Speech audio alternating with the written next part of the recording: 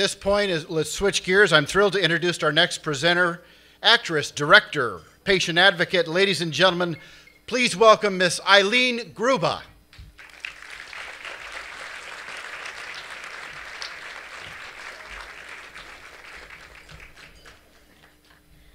Thank you. Hello, everyone. I'm so honored to be here, and I am so excited to be in a room full of people who actually care. Thank you. My name is Eileen Grubba. I am an actress, a writer, and a producer, not a director. But most importantly, I am an advocate, and probably an advocate with immeasurable passion. Why?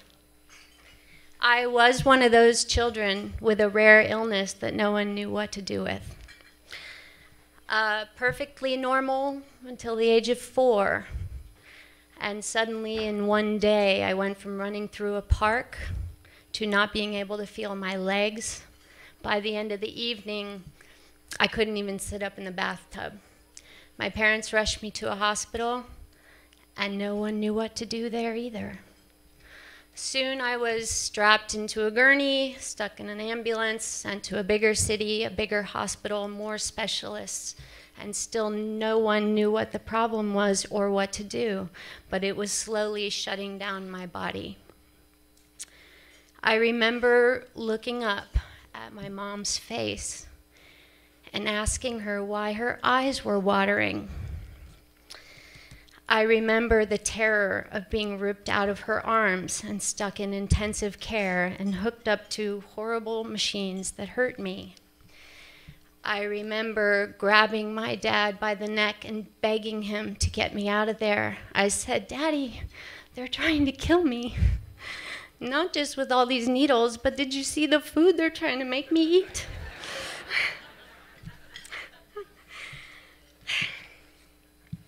An unknown disease was moving up my spine. My parents were simply told that I would not live. Finally, they found a doctor who was able to stop it before it hit my lungs. However, the damage was done. I was paralyzed from the waist down, and they said I would never walk again.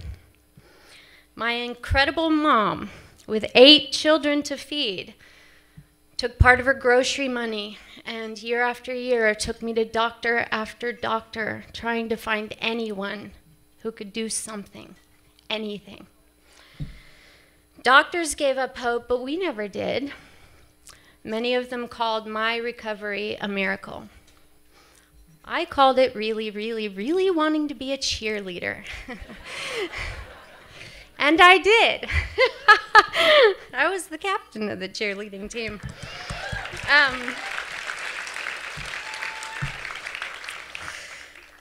We all know that my miracle involved a massive amount of determination. And we all know that with these rare illnesses, the fun never really ends. Cut to adult life, and many, many surgeries later, another illness hits, this time cancer. Probably from all those x-rays when I was a kid. But by now I was my own patient advocate because I lost both my parents young to cancers.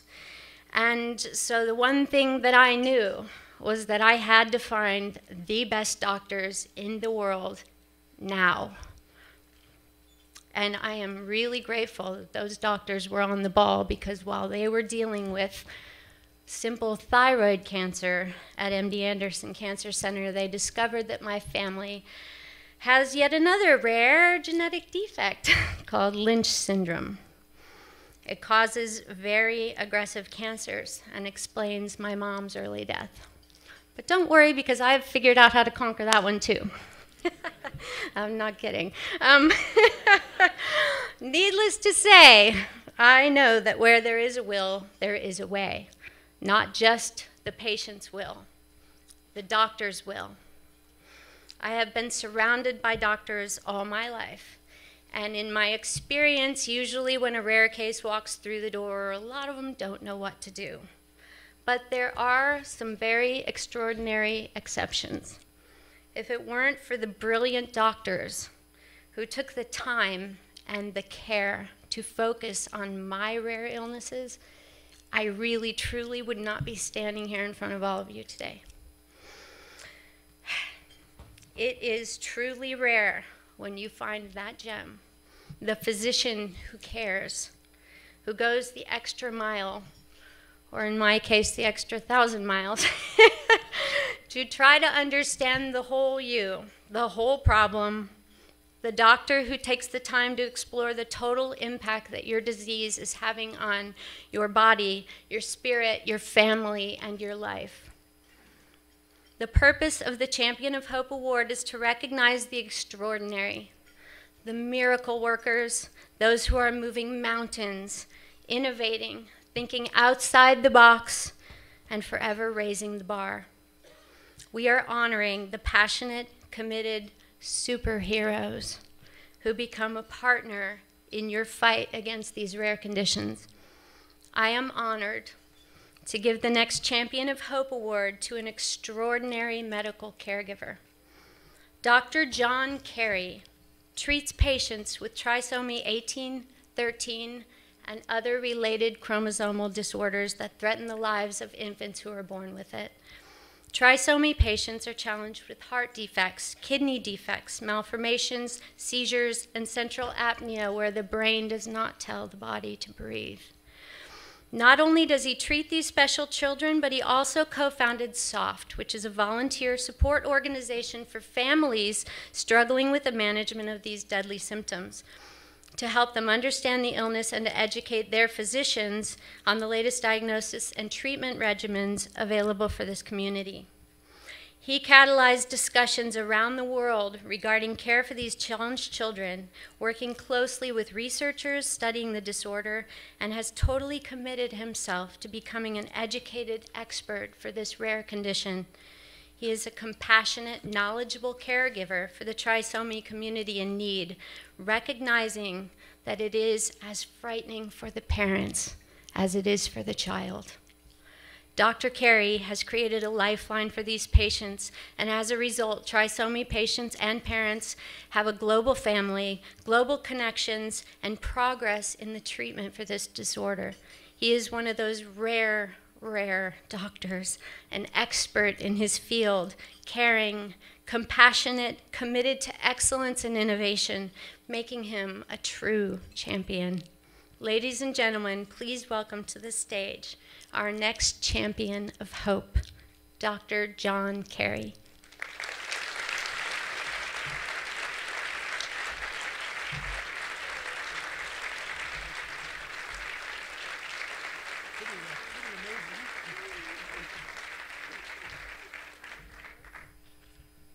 Yes, I wish I could live just a teeny bit up to that expectation, but thank you so much.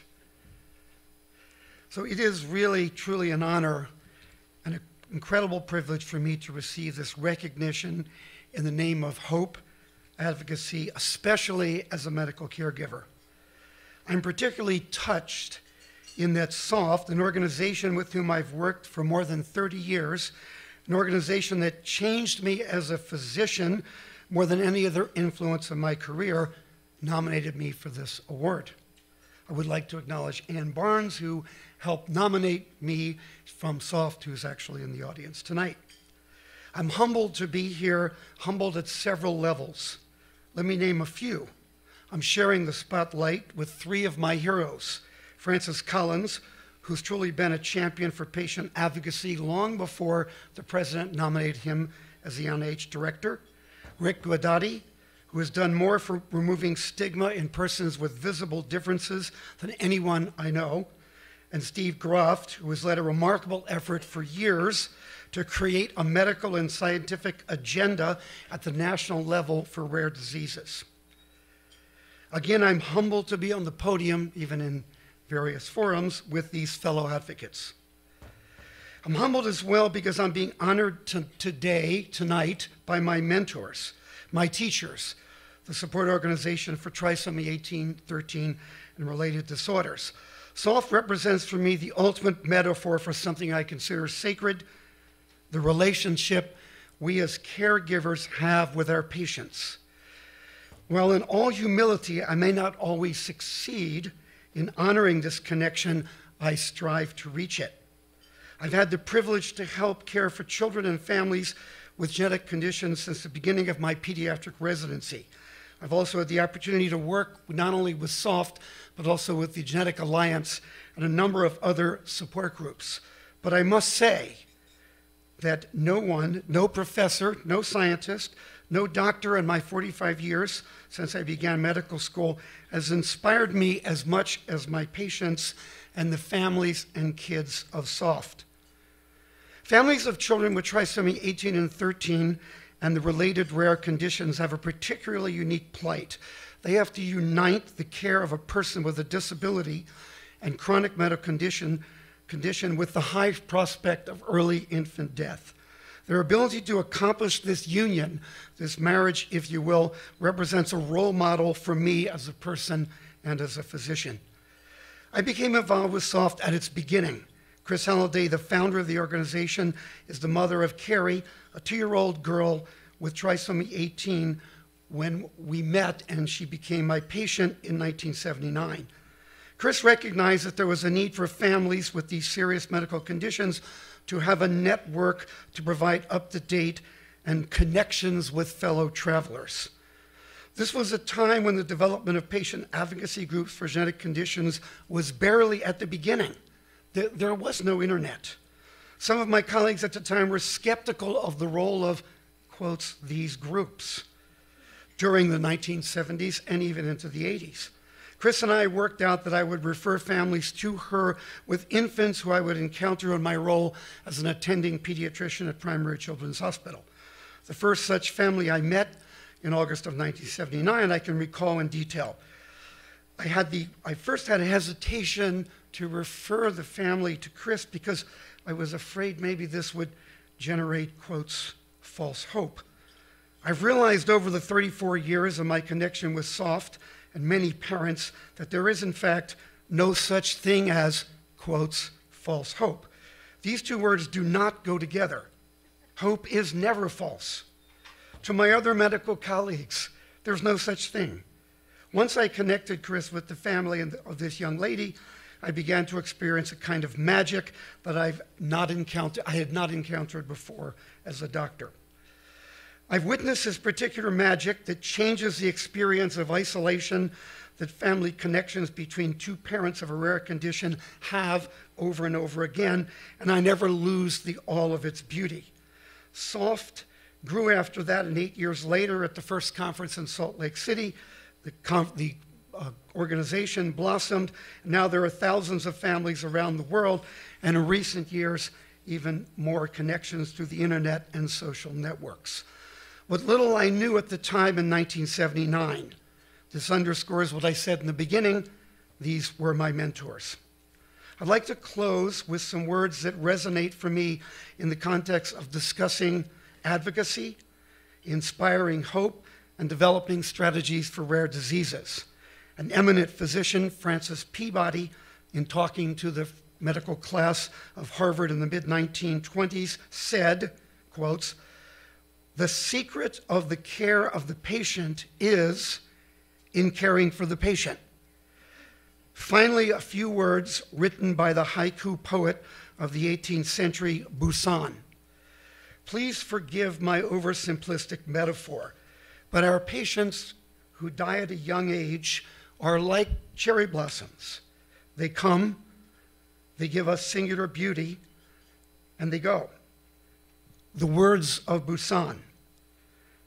The end of spring lingers in the cherry blossoms. Thank you for this honor.